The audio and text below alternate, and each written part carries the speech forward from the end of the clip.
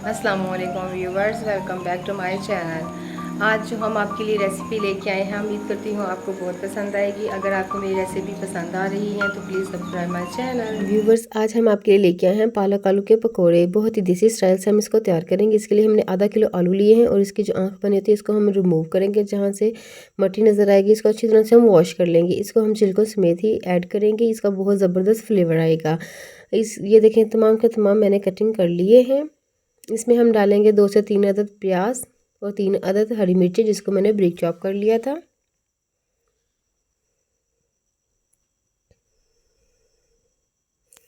एक कप हमने ली है पालक इसमें, और पालक को पहले हमने अच्छी तरह से वॉश कर लिया था। इसमें मिट्टी बहुत ज़्यादा होती है, इसलिए हम 2 से 3 दफ़ा इसको पानी में से निकालेंगे और फिर इसका यूज़ करेंगे।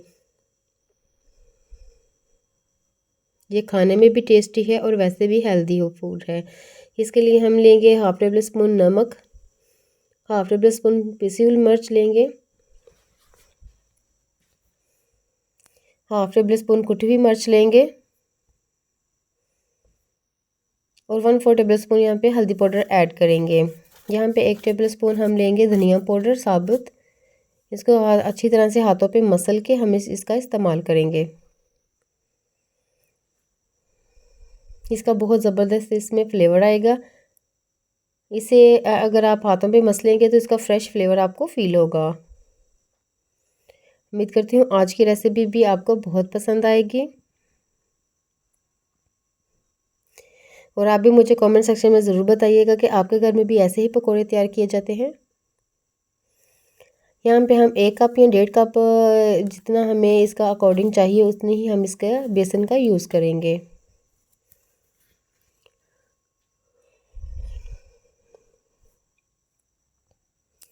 ये देखिए, पहले हमने 1 कप लिया है, इसको अच्छी तरह से हम मसल लेंगे। अब हम इसमें पानी ऐड करेंगे 1/4 कप।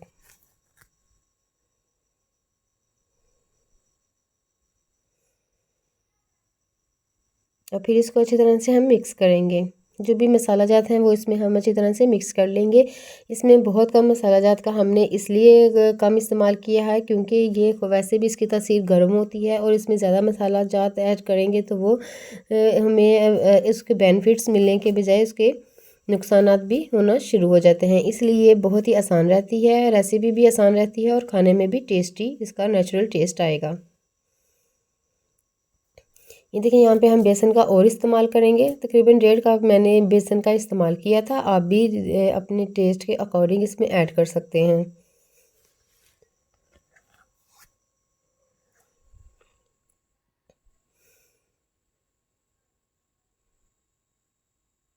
अगर हमें पानी की और इसमें ज़रूरत पड़ेगी तब हम इसमें ऐड करेंगे, अदरवाइज़ हम इसमें और पानी ऐड नहीं करेंगे।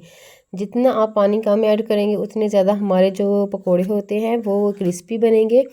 और इसकी ये भी बहुत ख़ास टिप है, क्योंकि जब हम पकोड़े के मिक्सचर को 5 मिनट के लिए छोड़ देते हैं तो इसमें खुद ब खुद ही पानी छोड़ना ये शुरू हो जाएगा।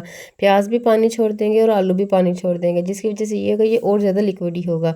जितना हम जब इसको तैयार करेंगे उतना हार्ड रखेंगे, बाद में हमें इसका उतना ही प्यारा टेक्स्चर मिलेगा। यहाँ पे एक साइड पे हमने ऑयल को मीडियम फ्लेम पे गर्म कर लिया था।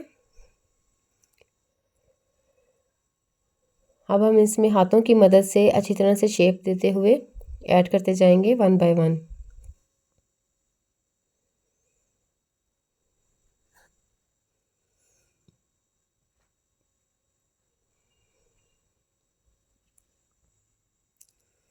ये रेसिपी बनाने में जितनी आसान है खाने में उतनी ही ज़्यादा टेस्टी है और बनाने में बहुत ही सिंपल मेथड में मैंने आपको बताया है कि हम इसको कैसे तैयार करेंगे।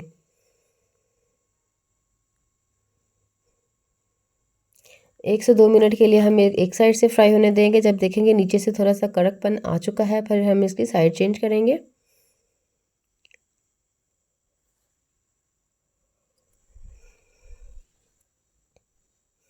ये देखिए, अच्छी तरह से नीचे से थोड़े से कड़क हो चुके हैं। अब हम इसकी साइड चेंज करेंगे और इस साइड से भी हम 2 से 3 मिनट इसको बिल्कुल मीडियम फ्लेम पे हम इसलिए बनाएंगे कि पकोड़े जो होते हैं वो अंदर से कच्चे भी नहीं रहेंगे और अच्छी तरह, या अगर आपके पास बेसन अच्छी क्वालिटी का है तो आपके पकोड़े बहुत ही खस्ता बनेंगे। अगर आपके पास बेसन अच्छी क्वालिटी का नहीं है तो आप अगर 1 कप बेसन ऐड कर रहे हैं तो 2 टेबलस्पून इसमें आटे का, घर के गेहूं के आटे का उसमें ऐड कर दें। आप यकीन जाने उसका इतना ज़बरदस्त फ्लेवर आएगा कि आपको बिल्कुल भी फील नहीं होगा कि हमारे बेसन में कोई ख़राबी है या हमारा बेसन अच्छा नहीं है। ये बहुत ही इसकी ख़ास टिप है। उससे टेस्ट भी बहुत ज़्यादा अच्छा डेवलप होता है। और ये देखें अच्छी तरह से हमने इसको करेक्ट कर लिया है और गोल्डन ब्राउन कलर हल्का सा लाइट सा आ रहा है। हम ये रेडी हो चुके हैं। अब आपको डिश आउट करके दिखाते हैं। उम्मीद करती हूँ आज की रेसिपी आपको बहुत पसंद आएगी। ये देखिए बहुत ही सॉफ्ट बने थे और जूसी बने थे।